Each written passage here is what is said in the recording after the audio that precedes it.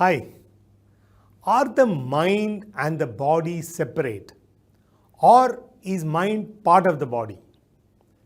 I am delighted to welcome you to another episode of Mindscape Matters, a channel to discuss mental health and more. I am Dr. Mohan Raj. I am a consultant psychiatrist based in Chennai, and I'll be with you as we discuss various facets of mental health. In the last episode on grief and the broken heart, we talked about how grief has so many bodily manifestations, and we wondered why are we thinking of mind and body as a separate thing. Not just grief, any emotion can cause a lot of bodily changes, and we very well know that the body and mind are interconnected, they are almost the same. But in the public discourse, people talk as if the mind and body are different, as if mental health is different from physical health. Why this dualism? Who started it all?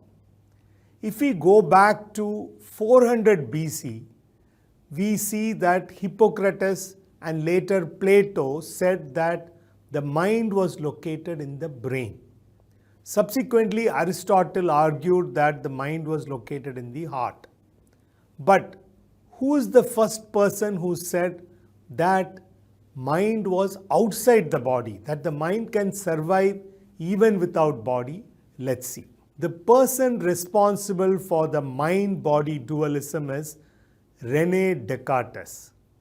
Rene Decartes is a philosopher, mathematician, and a scientist born in France in 1596. Let's find out a little bit more about him. He is also called the father of modern philosophy, but his first degree was not in philosophy, it was in law. He studied law because his father wanted him to do. Looks like some parents in those days, 400 years back, were not very different from some parents of today. After studying law in 1616, Descartes was not sure what to do. He traveled to many places. He was in the Dutch kingdom for a long time, where he started writing about philosophy. He also joined the Dutch army and fought wars for them. In the army, he had the opportunity to study military engineering, and this is where he learned maths and physics and started writing extensively about math. In 1633, he was about to publish a work called Le Monde, the World. At that time, Galileo was punished by the powerful church for saying that the sun was in the center of the universe and the earth was going around. Descartes held back and did not publish the book he had intended to publish. He published parts of the book as separate papers. In 1637, he published his first work, including a discourse on methods of rightly conducting one's reason and seeking the truth in the sciences.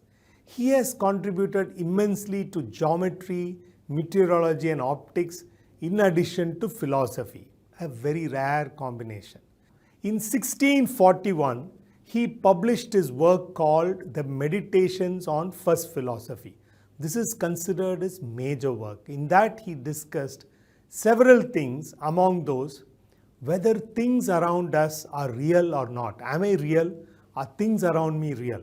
Or whether an evil demon is making us believe they are real. Then he says, if I doubt about my existence, the very fact that I doubt or think about it proves that I exist. This leads to his well-known statement, cogito ergo sum, in Latin, which means I think, therefore I am. Descartes said that the mind and body are distinct. He said that the mind was thinking and was non-matter, whereas the body was made of matter and was not thinking.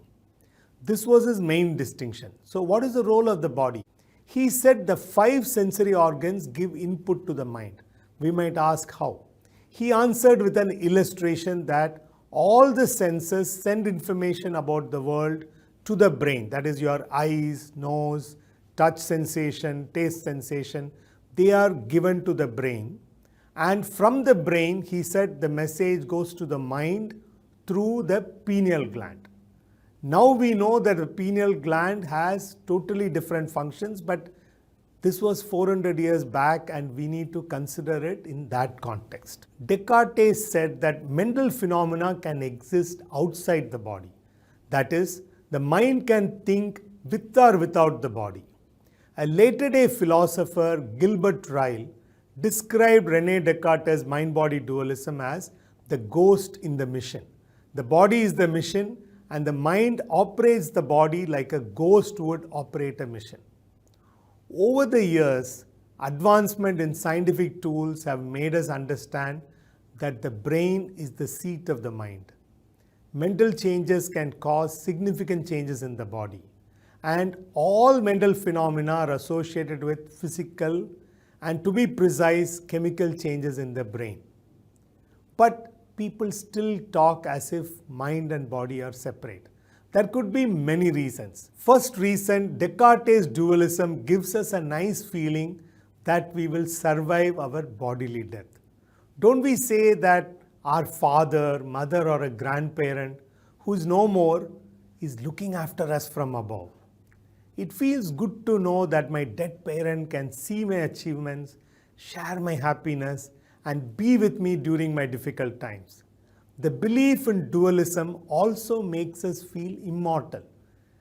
Even if my body is dead and gone, I'll be around. That's a very nice feeling. So this could be one reason dualism is going on.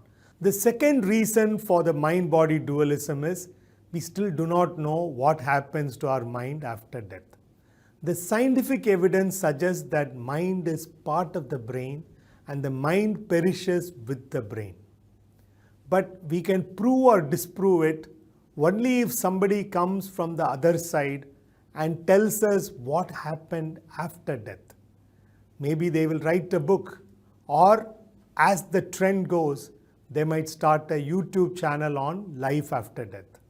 Until then, stay tuned. If you like this video, please tell 4 of your friends. Tell them there is a Tamil version also. Stay tuned because Mindscape matters. Bye.